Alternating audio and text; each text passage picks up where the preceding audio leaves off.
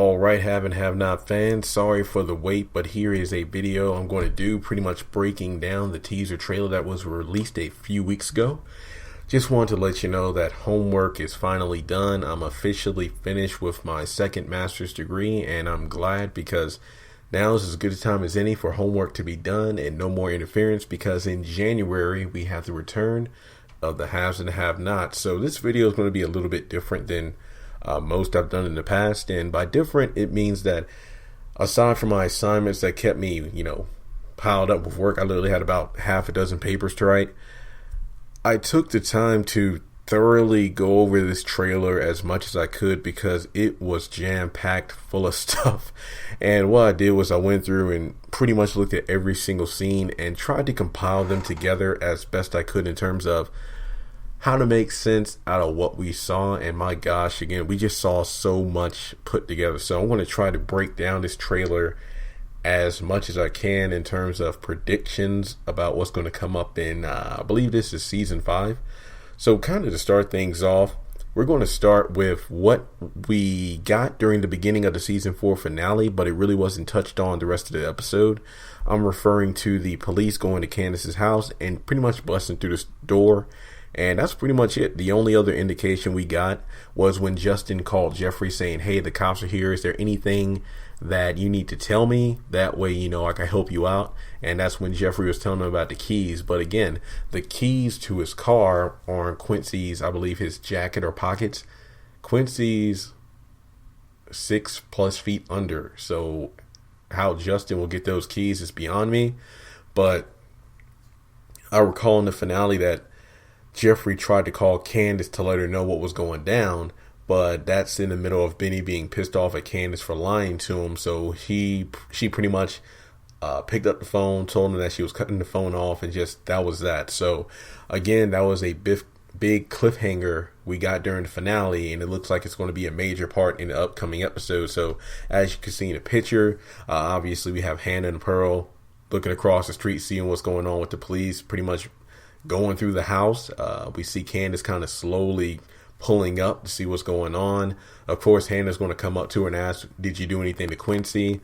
And then we have Justin coming over to Candace, and Candace pretty much saying that you don't want to go there with me. I'm obviously referring to them finding something in the house or him giving her a brief interrogation. And congrats to Tinka and Justin for having a baby together in real life. So that's pretty cool to see them in this scene together. And that's pretty much it. We have the cops going through the house, and we don't really know if they find Quincy's body, but I'll get to that later on in the video. And during the next scene, well, actually later on in the video, I better make this right now. We have Hannah, a couple frames where she's giving a mean look to somebody. Well, top left looks like it's pretty much a standard, you should know better than this child look. And then the other picture looks concerned. Based off the, let's see, the clothing, it looks like Hannah on the top right, it must be like a nighttime shot. But you think about it, the season finale happened around like an afternoon, I believe. Yeah, I believe that's right. Veronica was about to have her dinner, the engagement party where Jeffrey was supposed to propose.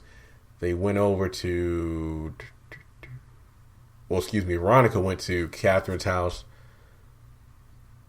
and that's when she shot Jennifer. I believe that was around 2 o'clock, afternoon, evening. Yeah, maybe I should rewatch the finale. But we can assume that obviously this trailer isn't going to be everything from the first episode. Obviously, it's going to be spread out. Then the middle 2 photos, it looks like, that's when Hannah in the trailer saying that people like us don't get away with stuff. And the cops come and drag Benny off. Then we have Candace and Benny in the bottom left. If I were to make an assumption, I think that the top left photo of Hannah looking is at Candace, and Benny's right behind her. So then we get to the final photo of Benny. I believe it looks like they're in a hotel or a restaurant where he comes in. It's like, I lost everything because of you.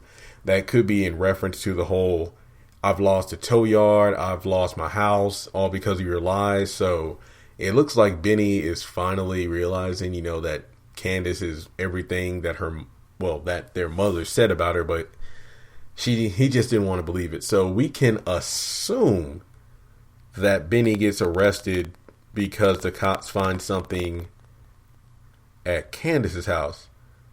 And I mean, his fingerprints, if I'm not mistaken, he was the one to drag Quincy outside and bury him in the backyard. So if it isn't because of the whole Quincy situation, I don't think I have an idea why Benny was getting arrested. I mean, Mama Rose told David to leave Benny alone. So I don't think that has anything to do with it. I mean, we can pretty much just assume it has to do with the cops finding something in regards to Quincy's death. And if Justin finds those keys to get Jeffrey off the hook, then really that's pretty much it. I mean, unless again there's some fingerprints that Jeffrey left behind that they didn't find. But then again, his fingerprints theoretically should only be on the knife that he used to stab Quincy until he bled out. And speaking of Jeffrey, we get to the next scenes. It looks like Jeffrey is turning around, and that's when Wyatt pretty much comes out of his drug-induced coma. And that's pretty straightforward right there. And the next stuff, he is telling, well, in a preview, I could hear Wyatt's voice saying, "Are you going to tell me who you killed?" And obviously, well, then again, it could be Jeffrey's talking to. I don't think it's Catherine, because obviously if it was Catherine, it would be Jennifer's the victim that she killed. But we can assume that it's Jeffrey's talking to. And that's when he's like, "What do I have to do for you to stay?" So hopefully it's no, funny business going on there. Because again, as I've said before in blogs and videos, these two should just be friends and nothing more. Because I really do like their dynamic in terms of them bringing out the best in each other. So I really want to see how that's going to go, because I'm pretty sure, I'm guessing that Wyatt is most likely going to wake up towards the ending of an episode. Him coming out of the coma seems to be like a cliffhanger ending. It's like, oh my God, Wyatt isn't dead, like we all assumed. So I can't wait to see what's going to happen with that. Not to mention, remember that on Wyatt's phone, that's when he recorded Benny and Veronica having sex. But then again, it's in the paper already. And if I'm not mistaken, everybody knows about it to an extent. So, we'll see what happens with that. Well, hey, just like Wyatt's recording of them having sex is on his phone, it's just like the video will that Catherine made Hannah take back in season 1. It's one of those things that it kind of got lost in time, but it might be something that gets brought up again. Then we get to the Ice Queen herself, and I know it seems like I'm jumping around, but again, keep in mind that I tried to piece this trailer together the best that I could. And it looks like, I don't even know if that's a Sarandon hotel. It looks like a kind of a restaurant or something that they're at. I doubt that's Melissa in the top left photo. Veronica's looking at somebody after they open the door. We can assume it's Candace. And, we have Jeffrey and Candace kind of giving a look to somebody. And obviously it looks like, Jeffrey saw his mom, leading to the bottom left photo where we can kind of see maybe Veronica kind of walked up to their table, sits down and talks to him. You got to keep in mind that I wonder what kind of chip she has to play, because if the cops are already at the house and found Quincy, and then dealing with the whole, getting Catherine off the Jennifer case because if she doesn't, that's her ass right there. I don't know what kind of cards she has left to play. It's like Jeffrey said, you have no cards left on me. So I want to see where this goes. If there's anything that she can pull out of her hat, it wouldn't surprise me. It's like I believe Landon said back in season 3. You remember when he tried to set up Veronica for failure for having that pro-gay marriage or gay couples at the press conference, but she survived, and it was like kind of like a cockroach. It's like an innate instinct to survive. So I really can't wait to see how that's going to go down. Then we get to the next photo, and this is the interesting part. We clearly saw Candace bust Oscar in the nose, I believe, with that pipe, when he came around the corner, and then proceeded to keep on beating him. But all he has is like a scratch or a bruise over one of his eyes. I'm just like, he must have cleaned up fast. I don't know how he gets out of the situation of getting his ass beat or not getting killed. If he says the right thing, I don't think David walks in the office to figure things out, because that leads on to something else I want to talk about in the trailer. So I'm pretty sure Oscar smooth talk his way out of there.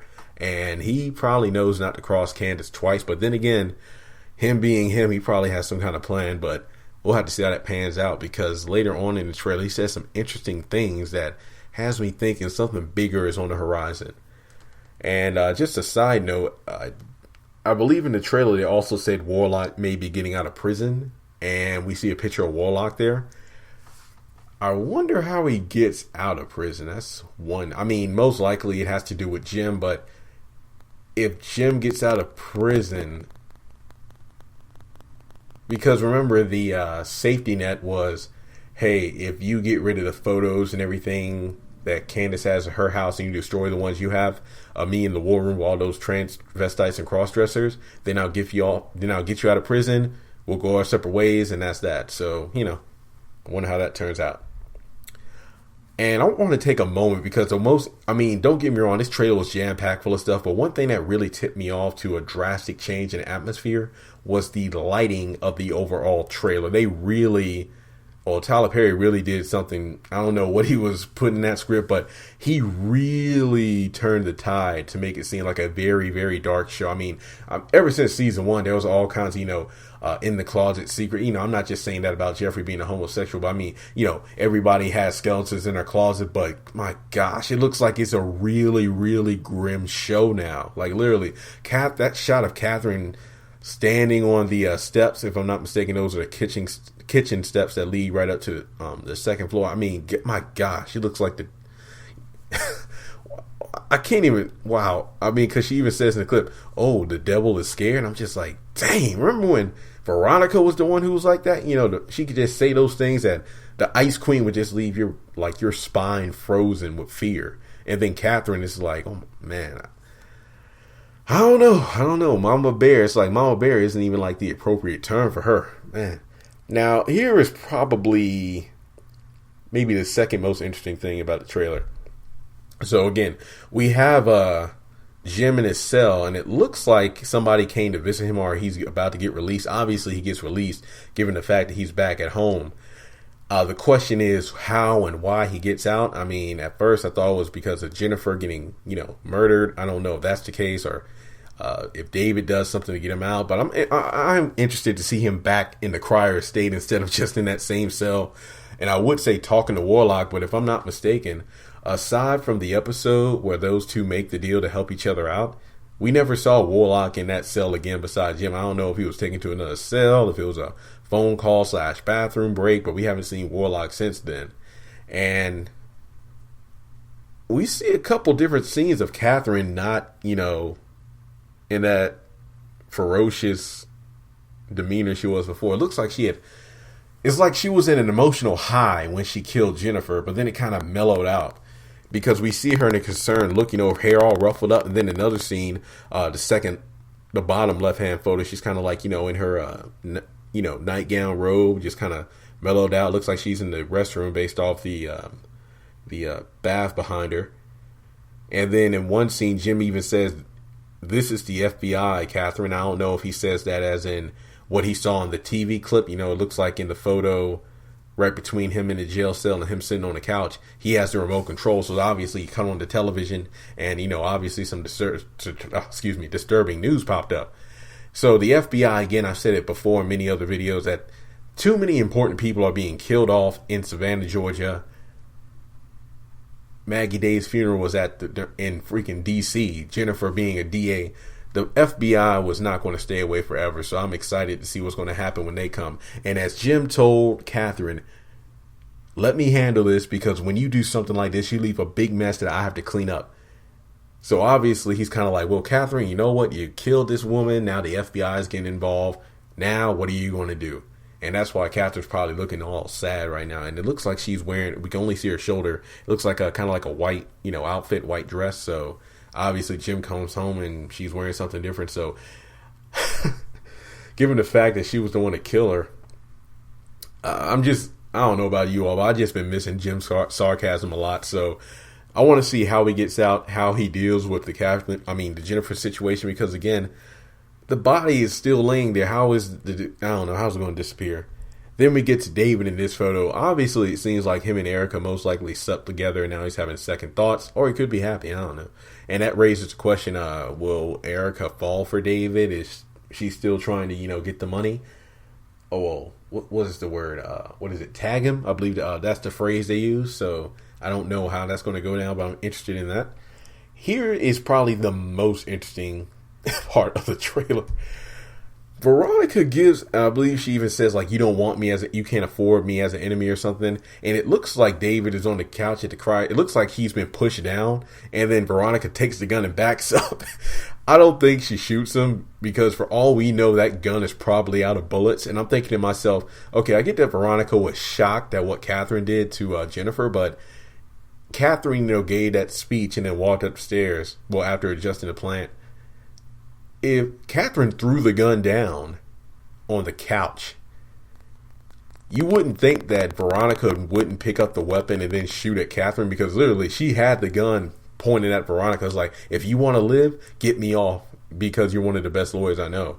So pretty much that lets me know this isn't what it looks like. It's a very intense scene, but I'm willing to bet that that gun has no bullets left, because again, if it did, you would think that Veronica would have picked up the weapon and fired it at Catherine, because again, that was her life on the line. So I'm interested to see why David goes over to the Cryer Mansion. Maybe Jim tells David to do it because, hey, I talked to Catherine and she looks like she's going to do something stupid. So go over there to make sure she doesn't do anything. So I can see David going to the Cryer Mansion to see what's going on.